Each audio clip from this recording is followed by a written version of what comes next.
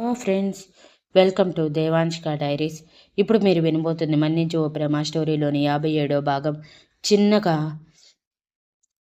అంటూ పానీ గారు కంగారుగా అంటుంటే, ఆల్రెడీ అన్ని డోర్స్ క్లోజ్ చేశాను. ముందు ఇది చెప్పండి, నా వల్లే అంతా జరిగిందేంటి? అంటే మీ ఉద్దేశం ఏంటి అని అడిగారు సుశీల గారు పళ్ళు నూరుతూ. పానీ గారు కోపంగా, అవును, నీ వల్లే మొత్తం జరిగింది. నువ్వే కానీ సైలెంట్గా ఉండుంటే ఇంత గొడవ జరిగేదా? ఈ అవమానం జరిగేదా? కావాలని గొడవ పెట్టుకొని ఇప్పుడు ఏదేదో అంటే అవుతుందా? పైగా పిల్లని చంపేయాలా? ఏంటి చంపేది? వాడు పెట్టిన మెలిక మర్చిపోయావా? అది చస్తే వర్షిత్కి కూడా ఆస్తి పోదు, మొత్తం అనాథాశ్రమానికి పోతుంది. అప్పుడు చిప్ప పట్టుకుని మన కూతురితో సహా అందరం బయటికి వెళ్ళాలి. అందుకే చెప్పేది, ఆలోపే మేఘనకి పెళ్లి చేసేస్తే ఇంట్లో వాళ్ళు ఇచ్చే కట్నంతో అది ఎంతో సంతోషంగా దాని అత్తారింట్లో బ్రతుకుతుంది.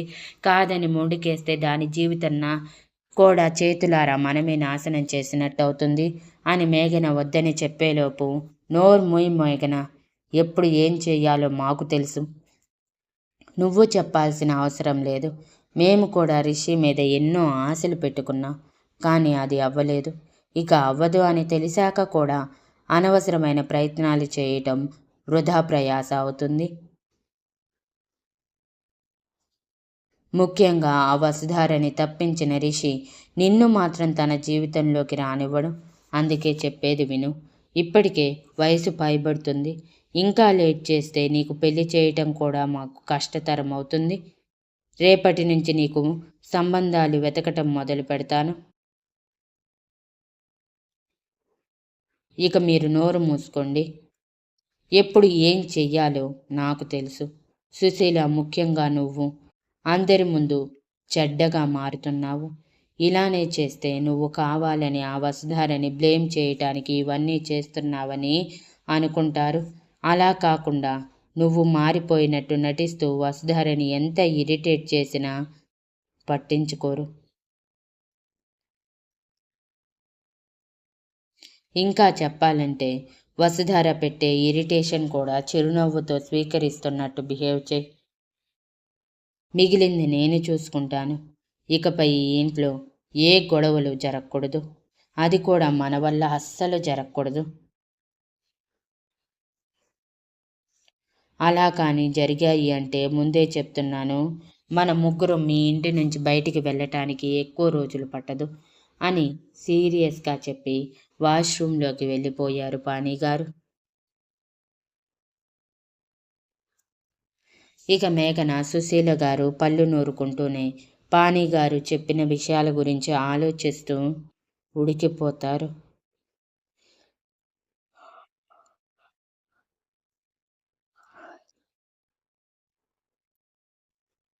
ధర్మేంద్ర గారు రాగానే ఆయనతో కలిసి మాట్లాడుతున్న రిషిని చూసి మాట్లాడాలన్న ఆశతో గాయత్రీదేవి గారు బయటికి వచ్చి, ఏవండి, ఎలా జరిగింది ఫస్ట్ డే ఆఫ్ ఆఫీస్? బాగుందా? ఏమైనా ఇబ్బందులు ఉంటే చెప్పండి, మార్పించేస్తాను. మీకు నచ్చినట్టే మీ ఆఫీస్ ఉండేలా చేస్తాను అని అన్నారు. ఆ విధంగానైనా రిషి తనతో ఇంతకు ముందులా మాట్లాడుతాడేమోనని. కానీ రిషి ముభావంగా బాగానే ఉంది. అయినా ఒక ఎంప్లాయీ కోసం చైర్మన్ వాళ్ళే అరేంజ్మెంట్స్ చేయటం ఏంటి? మీరు ఇచ్చినట్టే నేను చెయ్యాలి కానీ అని అన్నాడు. మీరింకా మారరా అండి? మిమ్మల్ని ఈ వారసుడిగా అందరికీ పరిచయం చేశాము. ఇంకా మీరు కోరుకున్నట్టే ఆస్తి కూడా పనిచేశాము. మీరు చెప్పినట్టే ఉంటున్నాము. అయినా కూడా ఇలా మాట్లాడుతుంటే ఎలా అండి అని బాధగా అన్నారు గాయత్రీదేవి గారు. అవును రిషి, ఈ వయసులో అమ్మమ్మ గారిని బాధ పెట్టడం నాకేమాత్రం నచ్చటం లేదు. నువ్వు చదువుకున్నంత మాత్రాన రక్త సంబంధాలు దూరం అయిపోవు. అది ఎప్పటికీ మన సొంతమే. తెలియక తప్పు చేశారనుకుని వదిలేసే. అమ్మమ్మ నీ పిలుపు కోసం ఎంతో ఎదురు చూస్తున్నారు. యాక్సెప్ట్ చేయి రిషి అని అంది.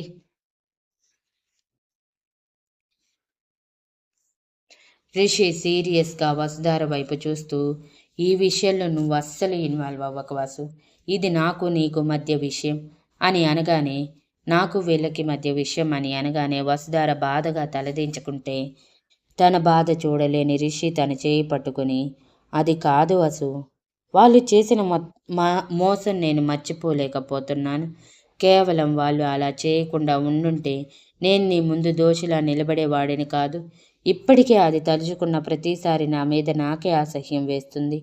ఎంత అసహ్యం అంటే, నేను అసలు ఆ టైంలో చచ్చిపోయి ఉంటే బాగుండేది అని అనిపించేది అని అనగానే వసుధార కంగారుగా రిషి నోరు మూస్తూ, రిషి అంటే గాయత్రీదేవి గారు అంతకంటే కంగారుగా, ఏమండి ఏంటి ఆ మాటలు అని కన్నీళ్లతో అన్నారు. రిషి వసుధార చేతులు తీసి ఒకసారి గాయత్రీదేవి గారి వైపు చూసి, నిజం చెప్తున్నాను వసు, 3.5 సంవత్సరాల అర్థమవుతుంది. 3.5 సంవత్సరాల అర్థమవుతుందా? 3.5 సంవత్సరాలు కంటి మీద కునుకు లేకుండా, ప్రశాంతంగా నిద్ర లేకుండా, తినాలన్న ఇంట్రెస్ట్ లేకుండా ఒక యంత్రంలా మారిపోయాను. ఇదంతా ఎవరి వల్ల? ఈవిడ వల్ల కదా. ఈవిడే కానీ తన ఫ్యామిలీకి గట్టిగా చెప్పుంటే వాళ్ళు అలా చేసేవాళ్ళ? నేను ప్రేమించిన కారణంగా ఒక ఆడపిల్ల జీవితం నాశనం చేశారు. అది ఎంతవరకు కరెక్ట్? నిజం తెలిసిన తర్వాతైనా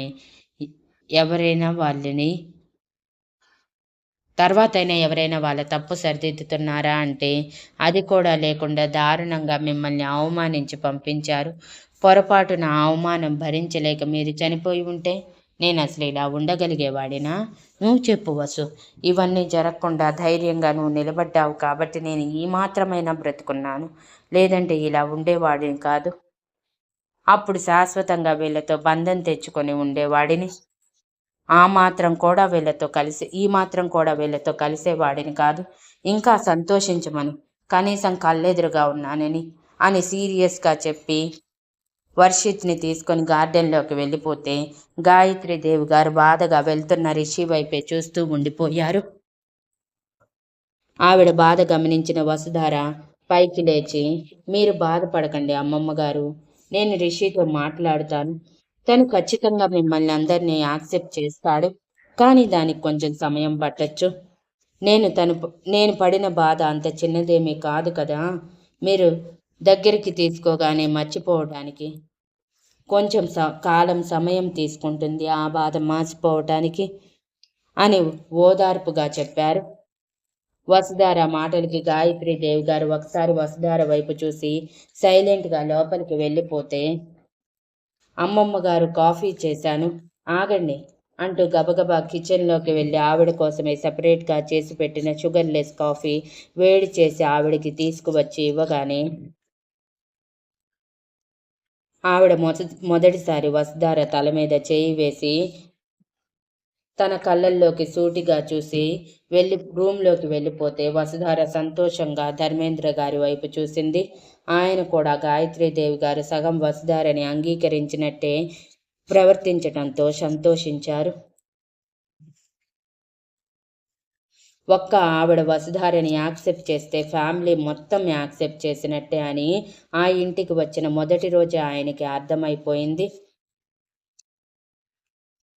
ఇంతలో కాఫీ కప్ తీసుకొని అంజలి వెనకే వెళ్ళి ఫ్రెష్ అయిన జై రావటంతో ఎదురుగా వసుధార ధర్మేంద్ర గారు ఇద్దరు కన్నీళ్లతో ఉండటం చూసి కంగారుగా, ఏమైంది వదిన అంటూ వసుధార దగ్గరికి అంజలి వెళ్తే, ఏమైంది నాన్న అంటూ ధర్మేంద్ర గారి దగ్గరికి జై వెళ్ళాడు.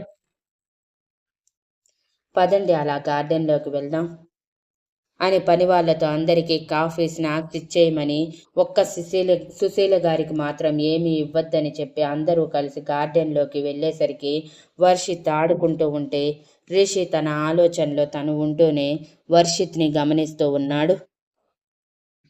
రిషిని అలా చూసి జై కొంచెం కంగారుగా, ఏమైంది వసు, రిషి ఏంటి అలా ఉన్నాడు, మీరెందుకు ఏడుస్తున్నారు అని అడిగాడు.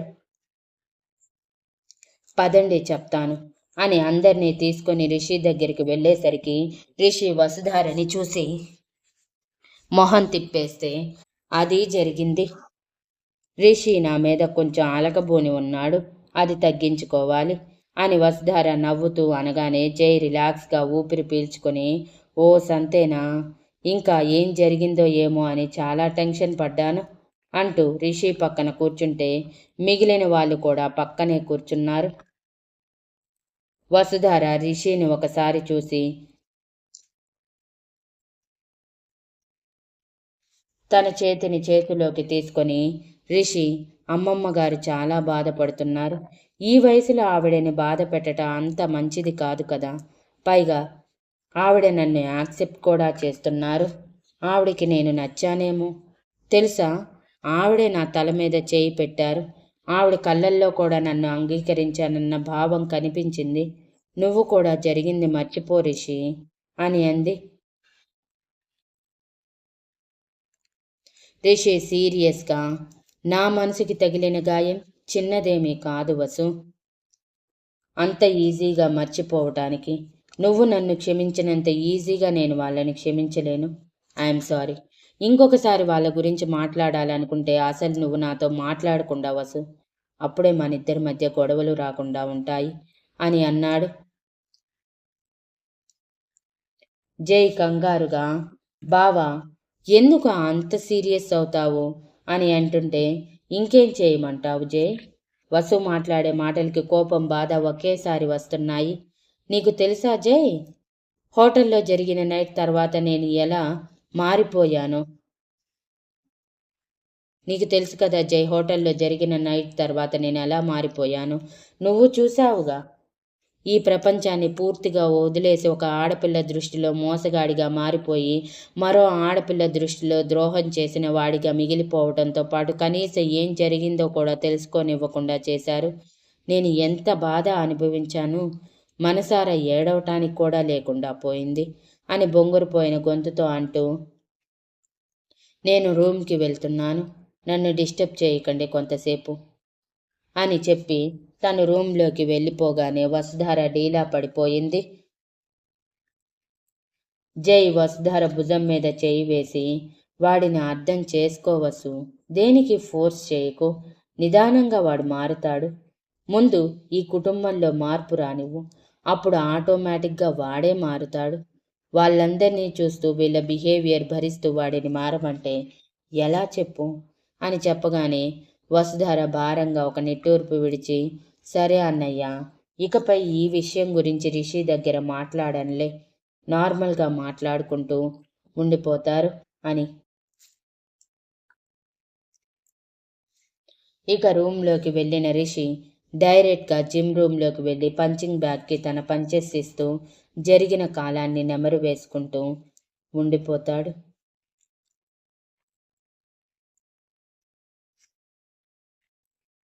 Thank you for listening, and please like, share, comment and subscribe.